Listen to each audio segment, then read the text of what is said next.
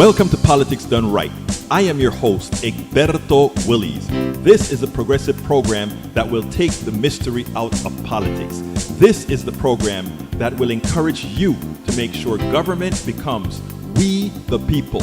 Whether you are liberal, progressive, conservative, or otherwise, you get to air your point of view. We are an independent media outlet that, unlike mainstream media beholden to corporations, we only owe allegiance to you. Remember, you can also send me a tweet at EGBERTOWILLIES. That is at Egberto Willies. Let us engage. It is Politics Done Right. Well, folks, welcome to one more edition of Politics and Random. Egberto Willies, your host. Thank you so kindly for being a part of the show. We are going to have a great show for you today. As usual, that's my regular intro.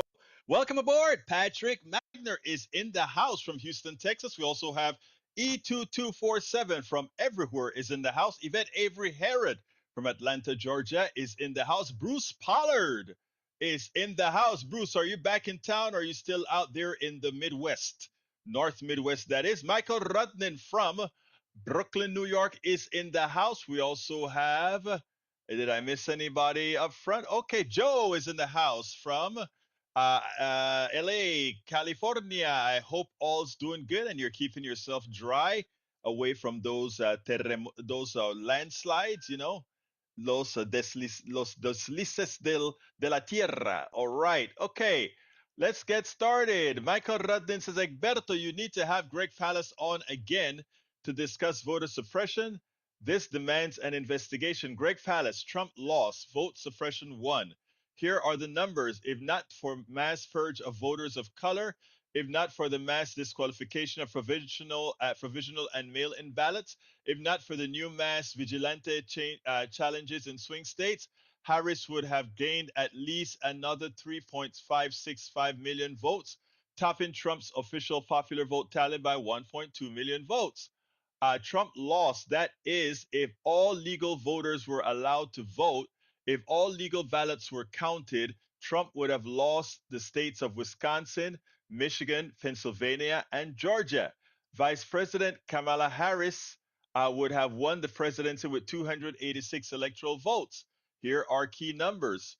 4,776,706 voters were wrongly purged from voter rolls, according to U.S. Election Assistance Commission data. By August 2024, for the first time since 1946, self-proclaimed vigilante voter fraud hunters challenged and signed the rights of 317,000 voters. The NAACP of Georgia estimates that by election day, the challenges exceeded 200,000 in Georgia alone. No fewer than 2,121,000 mail-in ballots were disqualified for minor clerical errors. At least 585,000 ballots cast in precincts were also disqualified. 1,216,000 provisional ballots were rejected, not counted. 3.24 million new registrations were rejected or not entered in the rolls in time to vote. I am going to get him on to talk about it. I got an email from him. I hadn't opened it yet, so I'll go ahead and do that, and we'll do just that. Michael Rudin, we'll bring him back on to discuss this. Anyway, how are my peeps doing today? We have quite a few videos, two of them from this morning that I want to play. I cleaned them up so that we could shorten it for the show today. And what I'm going to do is, as soon as I get through all the messages, let's see. Joe says, let's see, Solido. Hi, Solido. And likewise, we have Joe says in LA, we're used to surfing, but this doesn't make global catastrophe easier, but we will survive. You guys are great. I know you will survive. We also have Mall Carver got money. No, I think that's a spam thing right there. Greg Pallas, please come on again to talk about your voter suppression news. This requires an investigation by Democrats. Okay. Great. Oh, I see. Sold car for gas money. Okay. So that is a movie for yeah, I think I watched that movie already if I recall correctly. Okay, let's see what else we got here. Bridge MCP says, Egberto, I posted Greg Palast's post last week. Unbelievably, he hooked up with Tom Hartman on it. Okay, it's that I saw the movie. I think you're talking about something that occurred after the movie, correct? Correct me if I'm wrong, because I watched his entire movie and I gave him an interview here on the movie as well. Okay, all right. All right, if nobody has anything else to say or nobody's going to call in, I'm going to go for our first video, which is approximately, oh wow, I don't even have them queued up. What's wrong with me? What's wrong with me? Bear with me, guys, as I queue these movies up. Let's see where we're going to start. I tell you what, let's start this way. I want to start with what they're doing in the House, okay? Or rather, in the Senate. Let's be clear here. Donald Trump constantly said he's not against Medicare. He's not trying to get rid of Medicare or Medicaid, etc. But you know, a senator today let it out of the bag. And it was, I think, Senator Cassidy. He told the unfortunate, the inconvenient truth about the intent of how Donald Trump is intended to rip off the poor and the middle class to pay for the tax cut for the wealthy. You're going to see it in the questions that we got to Kennedy, to Robert Kennedy Jr. Check this out, and then we'll take it on the other side. This is actually very, very important. Check this out. One of the things I wanted to talk about is an article that I read, Fareed Zakaria's message after working class voters ditched the Democrats, good riddance. I consider that one of, actually, that is the wrong one. I must get to the right one, which is this. Sorry about that, guys. Every now and then I screw up on these things. This is a video that you got to see. So let me bring in it again. Donald Trump has said that he had no intentions of damaging Medicare and no intention of damaging Medicaid, cutting it or doing anything to harm people. But when you take a look at what they're about to do, when you take a look at the questions that Cassidy, Senator Cassidy, gave to Robert Kennedy, it is clear that they're about to do two things: majorly cut Medicaid, and secondly, enhance Medicare to try to push everybody to private insurance when we know that Medicare Advantage is a disaster. Folks, I want you guys to be aware of this and start today calling your senators and letting them know you don't want no transition to Medicare Advantage. In fact, you want Medicare Advantage dead. I want you to listen to this, and then we'll take it on the other side. Republicans are exploring reforms to Medicaid that could help pay for Trump administration priorities. With this context, what will you do about dual eligibles?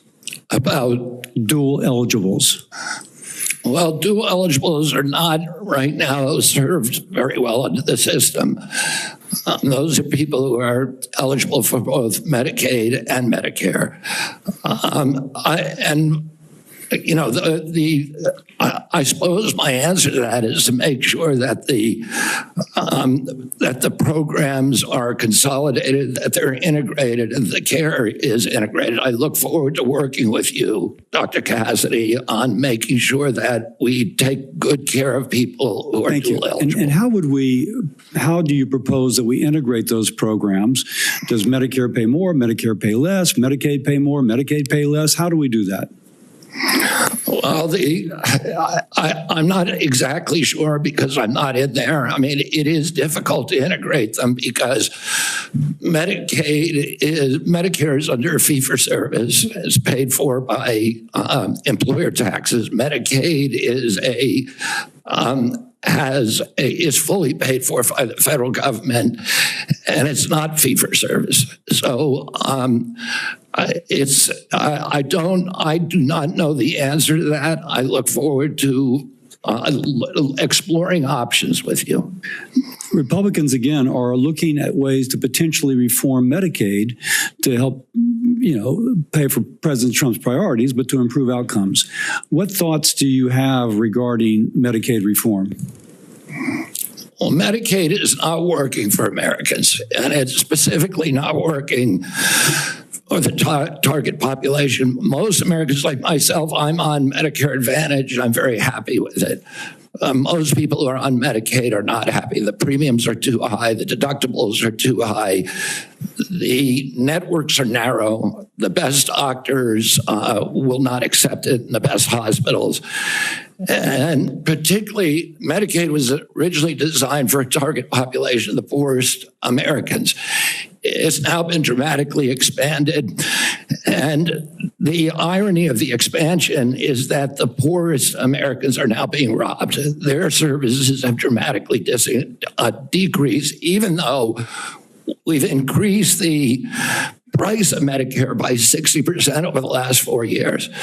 The target population is being robbed. With that said, other options. Obviously, you've thought about that, and I appreciate that. What reforms do you recommend, again, that would improve services, I suppose, but also make it more cost efficient? Well, President Trump has given me the charge of improving quality of care and lowering the price of care for all Americans. There are many things that we can do. What we want to, the ultimate outcome, I think, is to increase transparency, to increase accountability, and to transition to a value-based system rather than a fee-based system. So on Medicaid, rather than a service-based system. On Medicaid in particular, can you just kind of take those kind of general principles and apply it to the Medicaid program? Listen, I think that there are many, many options with telemedicine, with AI right now. And, there's including direct primary care systems. We're seeing that movement grow across the country. There's one of the largest providers. So going back to Medicaid though, and speaking of these specific advances, what reforms are you proposing with these ideas vis-a-vis Medicaid? Well, I don't have a broad proposal for dismantling the program. Of course not saying that. I think what we need to do is we need to experiment with pilot programs in each state. We need to keep our eye on the ultimate goal, which is value-based care, which is transparency, accountability, access. And one more thing, going back to Medicare, you mentioned you're an MA. You mentioned earlier the Medicare fee-for-service. Do you have any kind of thoughts as to whether or not patients on fee-for-service should move into MA, or how should we handle that? Whether patients who are on Medicare fee-for-service. And traditional Medicare? Yes. Well, that's their choice right now. We have, I think, 32 million Americans, or 30 million Americans on Medicare, on traditional Medicare, and then another 34 on Medicare Advantage, roughly half and half. And I think more people would rather be on Medicare Advantage because it offers very good services, but people can't afford it. It's much more expensive.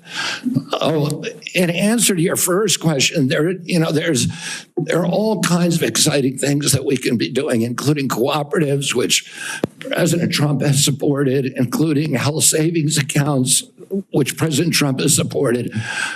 All of these things to make people more accountable for their own health. And so it would bring the cooperatives and the health savings accounts into Medicare and Medicaid?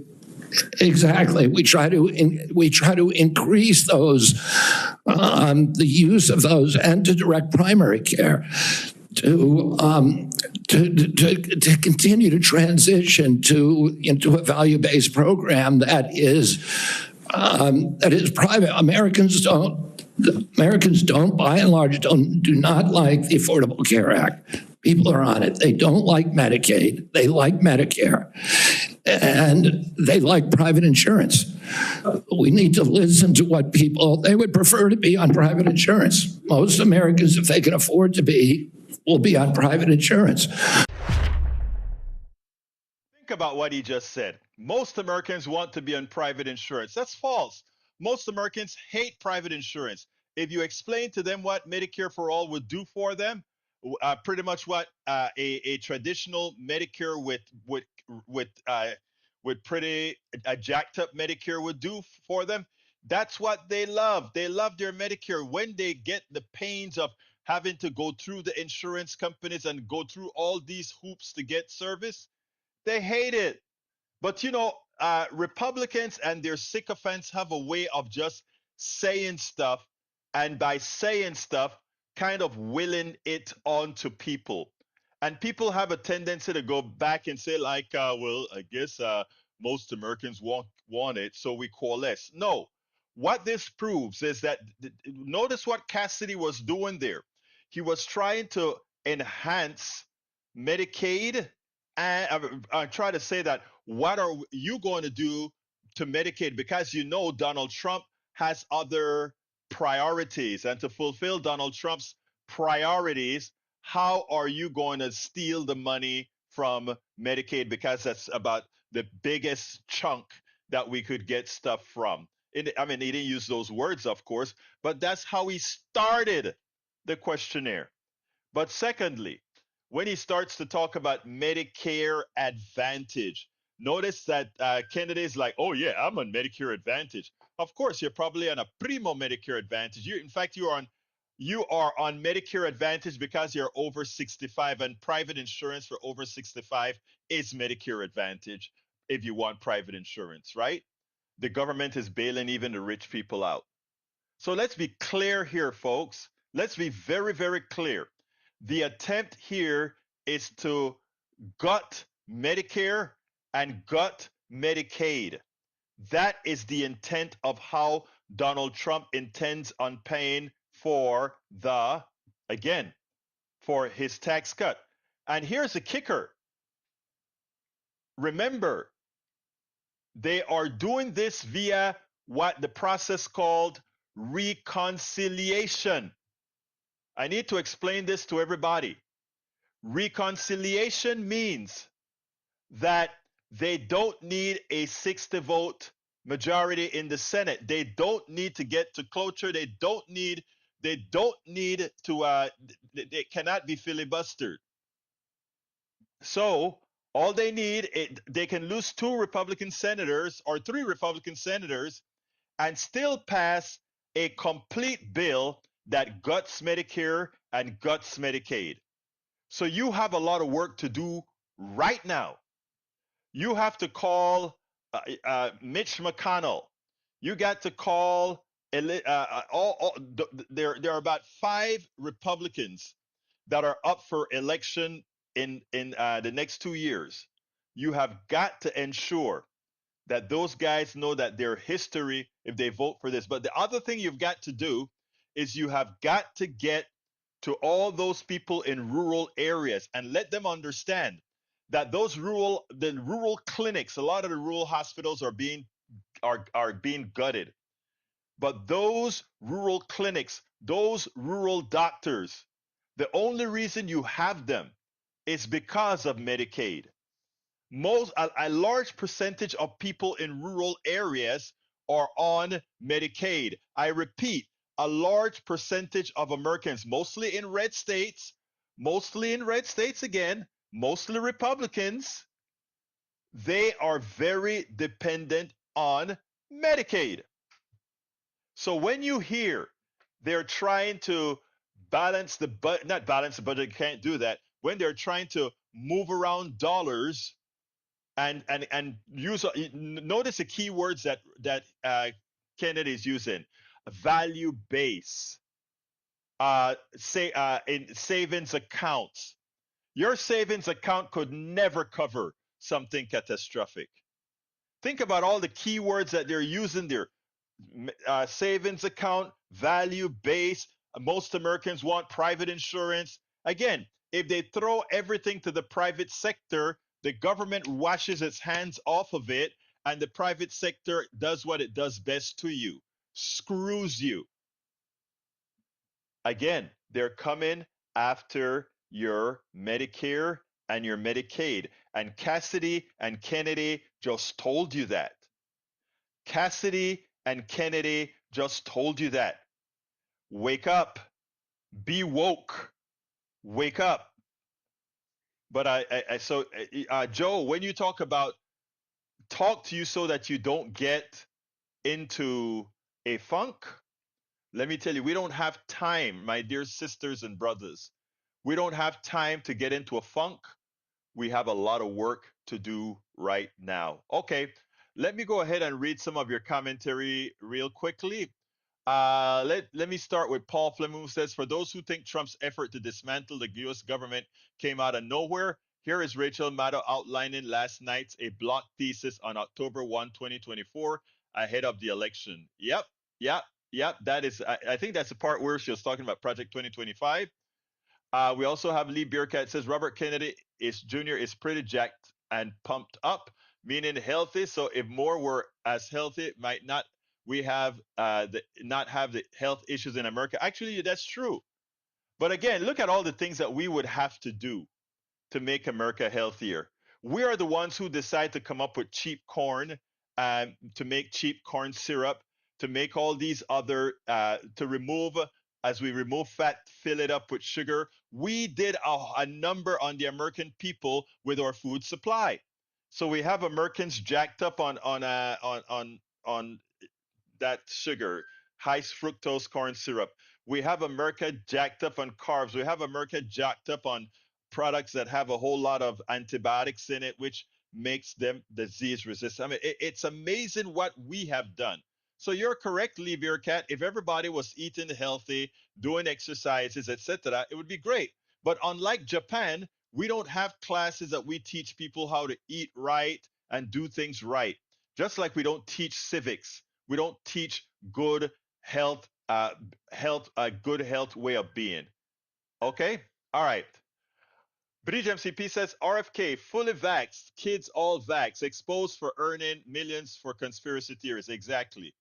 And yeah, he was vaxxed up, and as people were vaxxed up, people that do things like that should be charged with involuntary manslaughter.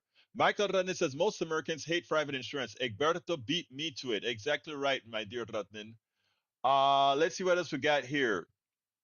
I'm scrolling. If I miss something on top, just put it back in the bottom again. Just put it in the feed again. Let's see.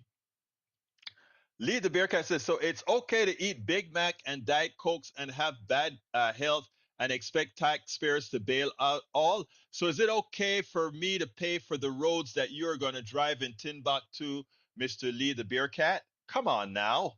If we want to talk about allocating our tax dollars, is it fair for me to pay for Elon Musk to be a billionaire by sending those satellites out and electric cars and all of that? I don't get any benefit out of that. That's not how taxes work. That's a silly statement, my dear brother Lee the Beer Cat. Mike Cisak says Egberto is making stuff up again. Well, that's a lie, but who can tell you otherwise? But he says, so RFK, an addict for 14 years, uses the system to get off and now thinks it's wrong if someone smokes and needs help. Seriously? You got it right.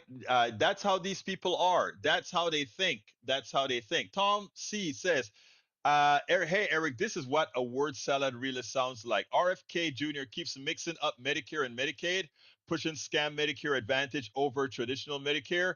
Americans like private insurance? No, they don't. Exactly right. Tom Zarnick nails it on the head.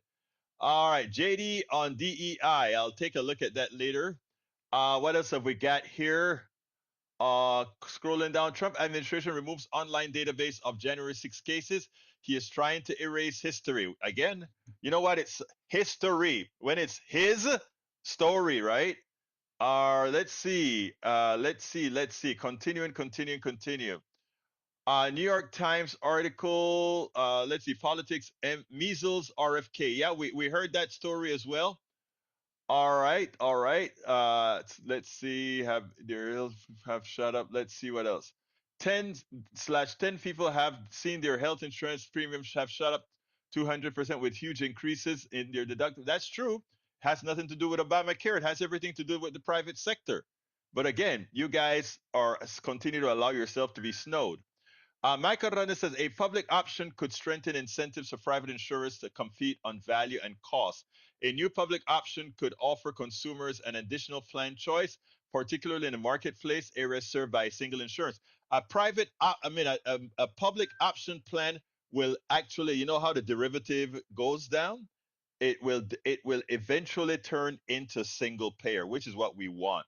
So I am for if we have to do it that way, go ahead and put it up. All right, let's see. Wasn't reconciliation used by a previous one? No, that's not what happened. The actual Obamacare was a law passed, and sections because Kennedy died, sections of Obamacare were done through reconciliation, but the big piece of Obamacare was done by a regular vote, which means it needed to pass cloture and it needed the 60 votes. And that is the only reason why they can't appeal the big part of Obamacare. But a lot of pieces that were done through reconciliation was actually changed. Okay. All right, what else have we got here? Michael Radin says, MedPage today. Corn money is expanding America's wasteland. That's what I was talking about. It's called high fructose corn syrup, cheap sugar that sweetens everything. Corn subsidies are linked to oversweetening and increased demands of low nutrition foods and increased demand for unhealthy factory farmed meat, all of which are linked to increased obesity and chronic illness. Yet there exist negligible subsidies for fruits and vegetables, despite the USDA recommendation that Americans eat roughly 50% opens in a new tab or window of their diets in fruits and vegetables. The difference between that the government recommends and what they support financially display a clear dissonance. Exactly. Bree says Egberto Willis, JD is a DEI person. Yep, we know that. We know that. But I'm gonna read it afterwards, sis. I need to play another video real quick. Let's see. Mike Cisak, not worth that. Lee the Bearcat says, "How about saying you are what you eat?" I agree with you, Lee the Bearcat. You are what you eat. You're absolutely right. Let's see what else we got here. Let's see. I am also a vegan. I tried being a vegan. I think I lasted the longest was a month. It's hard to be a vegan in my house because my wife is a big meat eater, and well, my daughter can do vegan for a while, but she's not consistent with it. All right, let's see. Patrick says corn syrup is directly tied to type 2 diabetes. Yes. And Bridge MCP says, Berto Willis, when I moved up here to rural GOP MAGA area, I had surgery abdominal. Know that they gave me for dinner. Know what they gave me for dinner? Chicken and biscuit. When I used to live, I would never that would never have happened. Issue who has heart stomach issue. All right, guys. This other video is from this morning. I want to play this, and it has to do with EVs, electric vehicles. It's a long video, so I'm going to get it started now so we can get with the program. There's this influencer that I follow on Instagram. She's a Cuban who moved to Jamaica, right? And the most amusing thing about this is listening to a Cuban with the Latin accent move to Jamaica and picks up the English patois. It's just amazing. For me, it was amazing listening to the difference in the language and that sort of stuff. But anyway, the thing that got me is she and her husband has a lot of cabins. I think some of them on the Blue Mountain and different areas in Jamaica. All her homes are powered in these mountains by solar power. It runs the pumps, it runs everything, it runs the internet, which is via a satellite, all done on green energy. And then she talked about buying a car. And I'm thinking, my God, her business must be making a ton because you know what EVs cost here in the United States? And you know, if they're selling it in Jamaica, it's probably going to be even more when you talk about the shipping of these EVs to Jamaica, etc. And then she said something about paying $12,000 for her EV. And I said, oh, it must be a secondhand used beat up EV. And no, it's a brand new lime green EV directly from China. And she gives a tour of the car, and the car looks like a spaceship. You know what I mean? With all the features in the cars. $12,000. Why can't we have that here? Well, of course, Biden has a big tariff on EVs to try to get our industry going. Let me digress. We have a tendency to believe that because we say something or we do something, we being 4.5% of the world, that everybody else is, just following our lead, which isn't the case. Brazil gets most of its energy, it's fuel for their cars from a green source. They grow cane, they turn the cane into alcohol, and they burn the alcohol.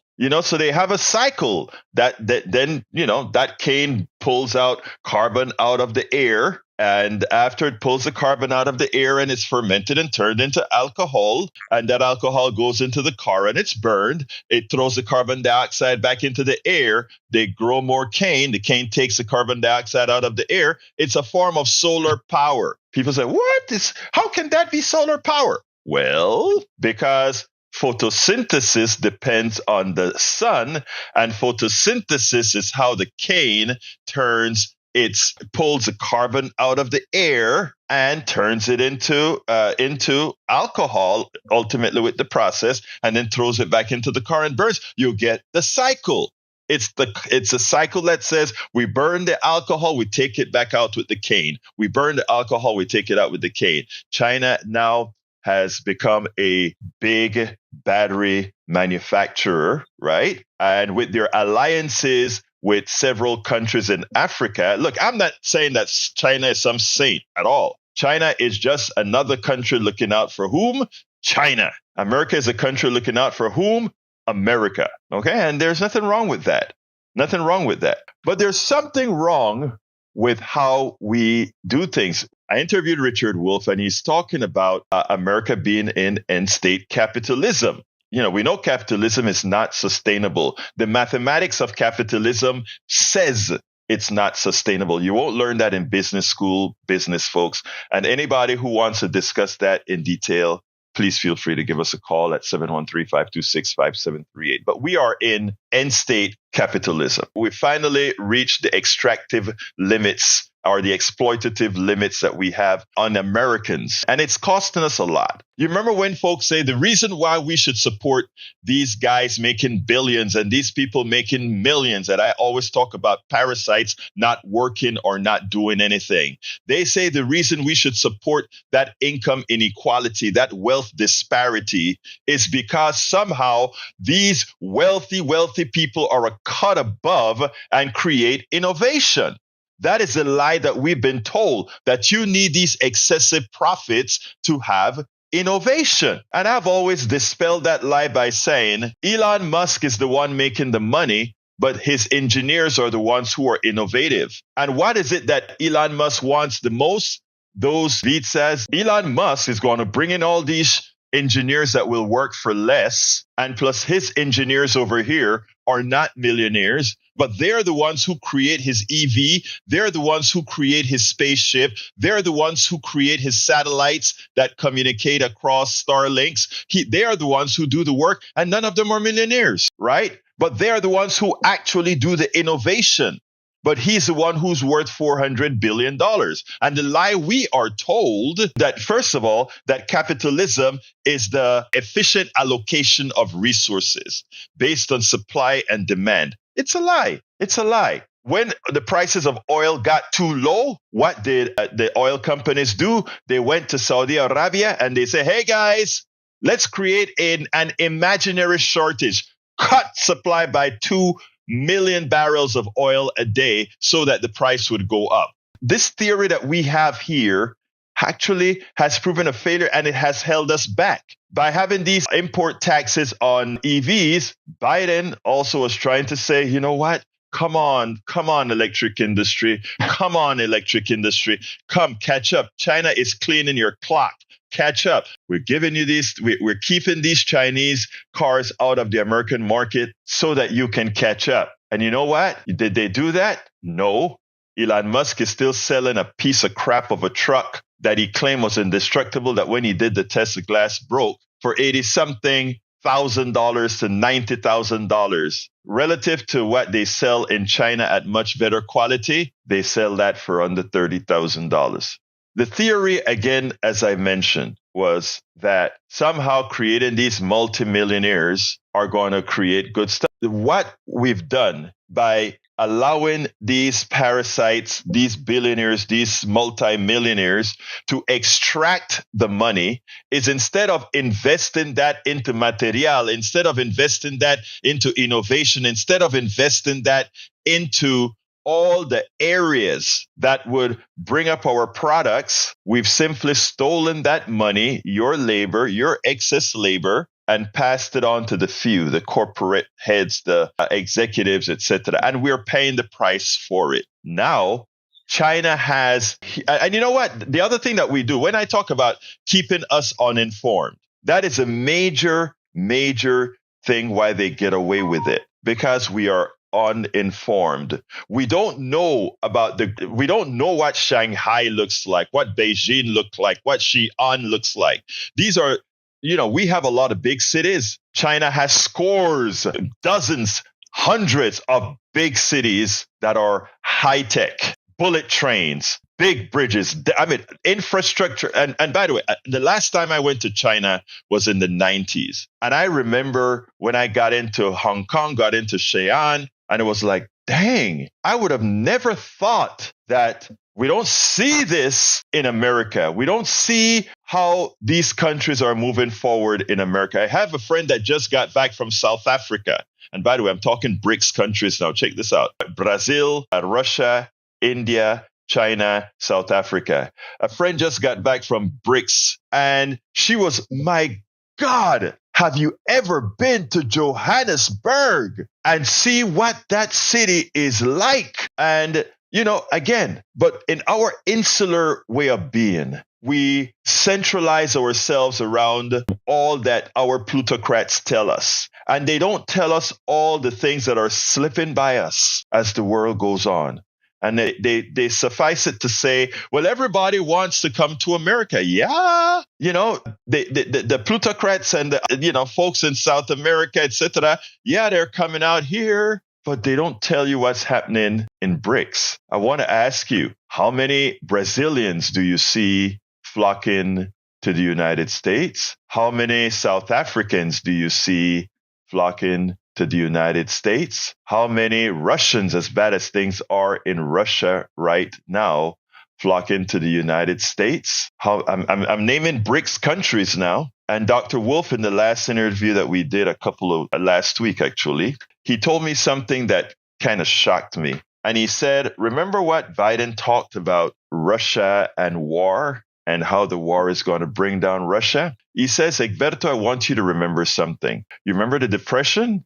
I said, yes. He said, remember what got us out of the Depression? Yeah, some of the work programs that Roosevelt did were good stopgap measures. But you know what really did it? And I said, oh my God, I know it, but I didn't really tie it to Russia. He said, exactly. World War II was the catalyst that got us out of the Depression because of the massive manufacturing that had to occur. Everybody had a job, etc.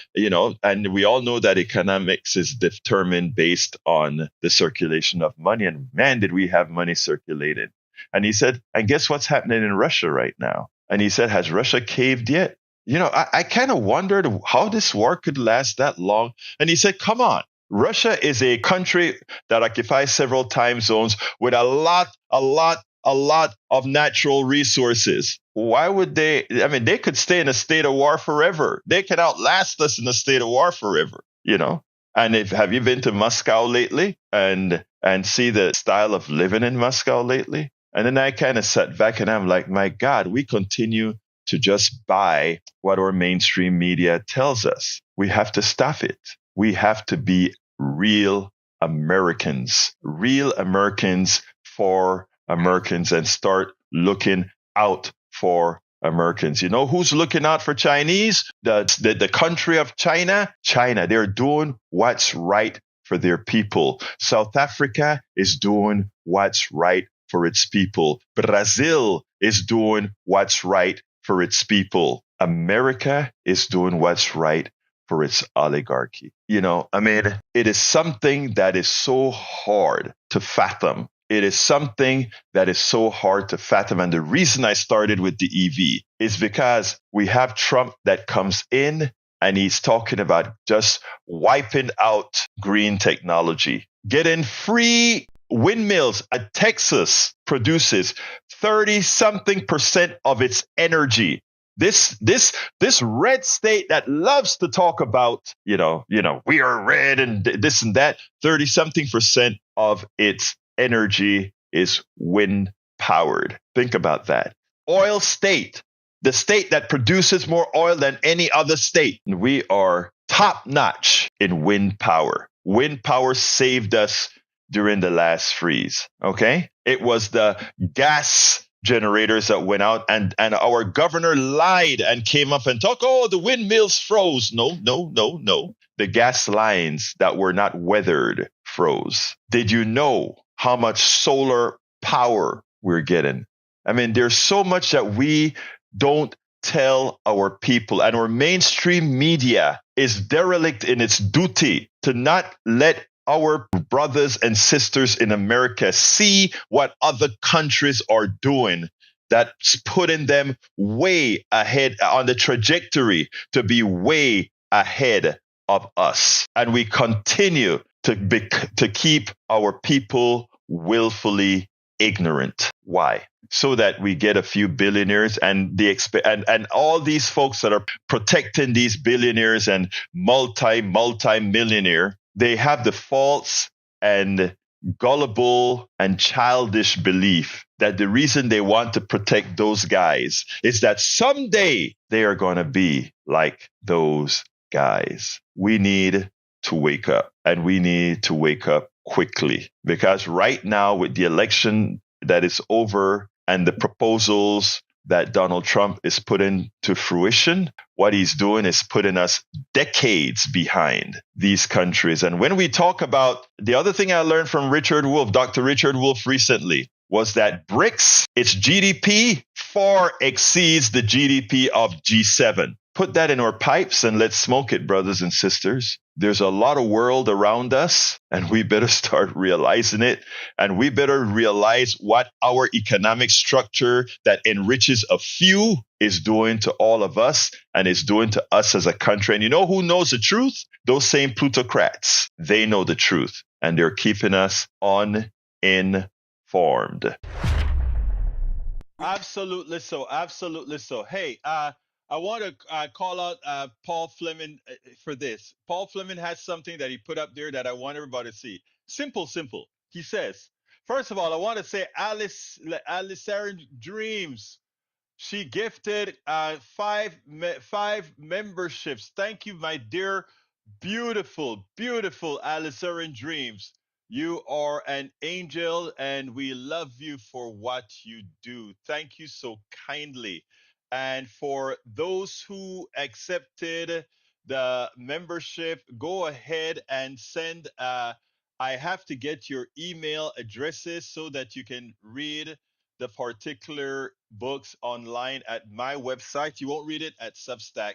To read at Substack, you have to subscribe to our Substack newsletter. But I have a gate at our website as well. So if you go ahead and email me, info@politicsdoneright.com, info@politicsdoneright.com, so that you can actually get a link to read the books that Alizard Dreams made available to you. Wow. Thank you, sis. You touch the heart for supporting what we do. We work hard, and you touch your heart. We have great people in here that support us all the times. Look at the list, and you're looking at our supporters. Thank you so kindly for that. Anyway, folks, let's continue this. I want to get to the last video, and then we'll talk about both this and the other one. So let me get, the other one is only about 5 minutes. So let's get to that one real quick, and then we'll move on thereafter. Come on, video, let's get busy. One of the things I wanted to talk about is an article that I read, Fareed Zakaria's message after working class voters ditched the Democrats, good riddance. I consider that one of the most elitist statements out there. In other words, Zachariah, who I like, very intelligent guy, is telling the Democratic Party, "Hey, just give up on the working class. Don't to hell with the working class. You already have the college educated. You already have most of the minorities. You can actually build a framework because you've been trying to get the working class, and those people aren't coming to you. Those are and let's be frank here. Whenever you hear people talk about the working class, in effect, they're talking about the white working class that the Democratic Party has pretty much lost. And he's telling the Democratic Party, just call it a day. Look, you've been winning popular majorities with minorities, college educated, and maybe a plurality of women. So why not just stick with the program and ditch the working class, which I say that is ridiculous. And Les Leopold, who wrote the article, talks a whole lot about the stuff that we talk about all of the times. The biggest mistake the Democrats have ever done was to cede the working class to Republicans, was to cede people in rural areas to Republicans. And the narrative is that these people are so damn racist. These people are so backwards, sexist, uneducated that somehow you can't really reach them. You give them the facts and they don't accept the facts and all of that. But then when Les Paul brought out some polls, you realize that no, the working class are just as progressives as those of us who are progressive in the things that they're asking for. Why the hell would you abandon the working class? That makes no sense. I've constantly said over and over and over again that what we need to do is every hospital that is closing to go into rural America, earn those votes. Obama proved one thing, and I've told you guys this message before. I knew Obama was going to win when he went into one of the most, what one would consider racist part of Pennsylvania. And when the canvasser asked, "Who are you voting for?" the person said, "We're voting for the N-word guy." His economy was over his racism. He believed that Obama, in as much as he was prejudiced against Obama, that he was going to do well by him economically. You don't give up on anybody. Racism is a tool that the Republicans have learned how to use against Democrats in with the working class. The silliest thing one can do is to give up on any demographic. If Democrats want to win, go to rural areas, go into Appalachia, go everywhere and start investing in people and stop investing or being the stooge of corporations. That is my message of the day. That was my message of the day this morning on KPFT. Anyway, folks, we have about 7 minutes left. Anybody wants to call, give me a call at 281-823-7747. 281-823-7747. Give me a call if you have something that you want our entire audience to reach. And by the way, you're reaching a very large audience because now we have the folks on Substack, on YouTube, on Twitch, on ¿dónde está el otro aquí? Twitch, Instagram, Telegram, and I'm missing one. Oh, Facebook Live, of course. But anyway, folks, give us a call. 281-823-7747. We're here waiting for your call. Esperando tu llamada. All right. Anyway, folks, let me just tell you about that last thing that I talk about. Democrats must not abandon the working class. It is easy to go ahead and say these people are. Okay, let's go to Joe. Hello, our beautiful Joe. Come on into the Hi. PDR posse. Talk to I me. just want someone to ask me a question. Okay, Okay, good. I hold 1 second as well. Let me go ahead and add this one. Okay, is this AI is taking Ray? notes. Okay, Yes, let me tie sir. Can these you? let me tie these calls together. Okay, I think I have Joe and I think I have Ray. Is that correct? Yes. Hello? Joe is here. Okay. All right, Joe, what did you want to say, Joe? I just want someone to ask me a question, Okay, I'm please. going to ask you a question, Joe. Earlier you Yeah, said that I'd don't love let that. let me ask you a question. You were asking a question about, or not a question, you made a statement about take you out of your, and I think you were talking about take you out of the low from seeing all this crap that is occurring. Did I understand The that correct? despair. Yeah, Well, yeah. let me tell you. Let me Because tell you how despair is the lowest. And Mhm. go ahead. Well, let me tell you this, Joe. We are not going to get into despair. And every time you get a despair, you talk to us like you're talking to us right now because we are going to work together one step at a time. You know, you make a couple of steps forward, you drop one step backward. You make a couple of steps forward, you drop I one step refuse to backward. drop one back. Even Well, if I do, I refuse to admit it. I hear you, I but it fight. happens sometimes. It happens sometimes, okay? And, Ah, when it happens, uh. we have to stick What together if and move. my anger is the only thing that keeps me going? Well, you know what? Whatever it takes. But let me ask you to hold a second. Let's see what Brother Ray has to say. Ray, come on in. Yes, sir. Yeah, I've been really burning on my mind. I need to go ahead and watch that movie, Vigilantes Inc. But I've been hearing from Mr. Greg Palast a lot, and he's earned my confidence as a voice of someone that I feel needs to be heard a lot more. I mean, so far as to even say I might want to center my podcasting journey around what he's saying because he finally ties it back to the civil rights struggle, to the Jim Mm-hmm. Crow 2.0 practices that they're starting to do. And people forget in 2016 Trump had claimed that the election was rigged. In 2020 he claimed that the election was rigged. And then he tried to That man does overtake the history. yeah, and then he tried to overtake it with those buffoons that he pardoned when he got back in.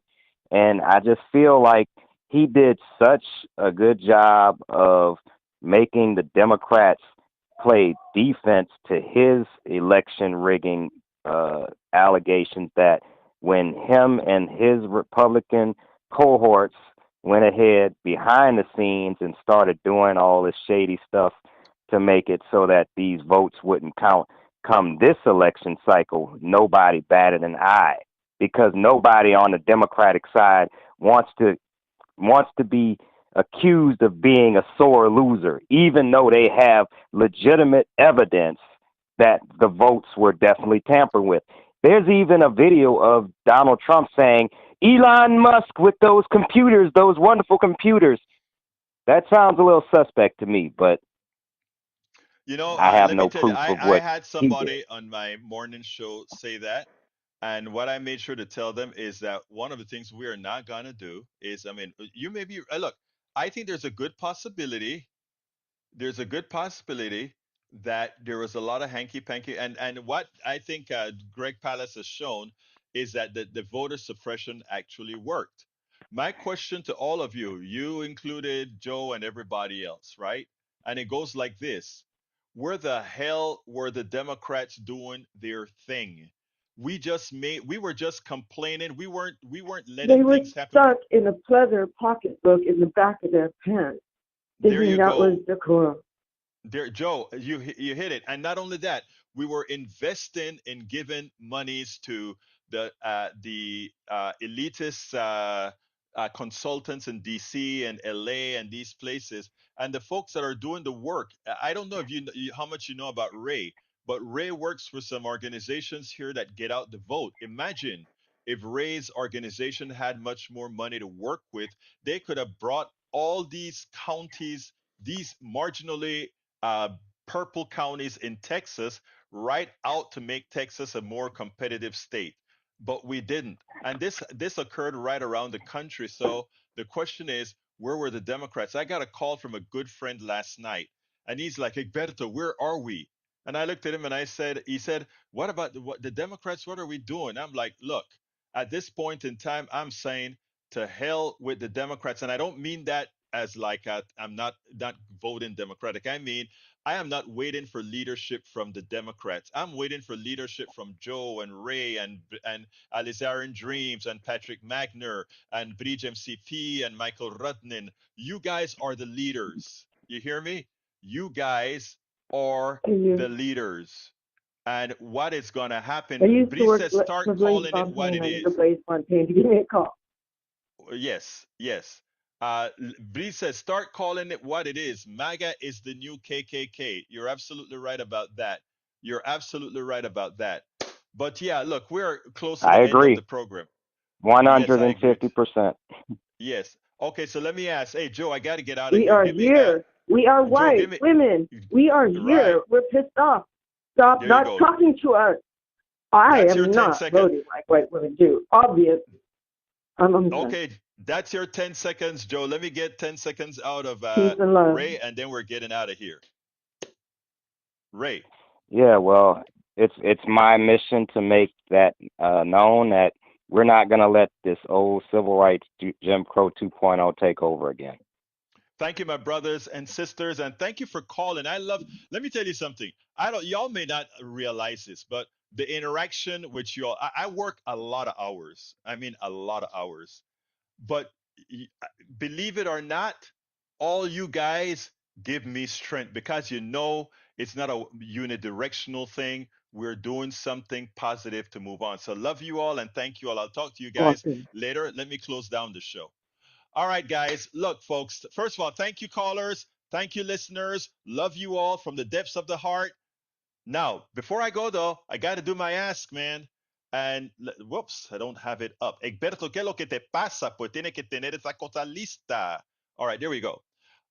If you support the program, please go ahead. There are several ways to support the program. Today, we had great support from Alizarin Dreams. Thank you so kindly. Our beautiful Alizarin Dreams gave us support over our YouTube channel. Thank you so kindly. Today, we also need support via our newsletter. So I ask those of you that are listening to consider becoming paid subscribers of our newsletter. And you get something for it. And what do you get? You get to read all our books on Substack. All of them are there for you to read. And how do you do that? Go to politicsdoneright.com/newsletter. That is if you're on Substack, just go ahead and bring up our newsletter and click subscribe for a paid subscription. But you can also go to egberto.substack.com, egberto.substack.com. Click on subscribe and become a paid subscriber.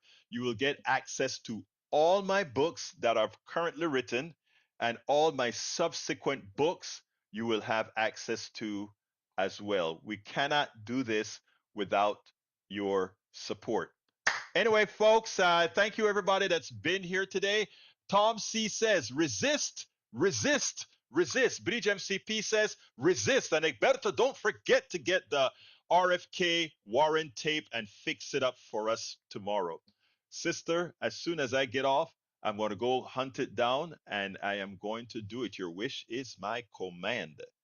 All right, let's see what else I've missed before I go. Okay, let's go ahead and put that newsletter in there one more time. Please subscribe, politicsandright.com/newsletter, or go to egberto.substack.com. My name is Egberto Willies. This is Politics Done Right. And you guys know how I end this baby. I am what? Out!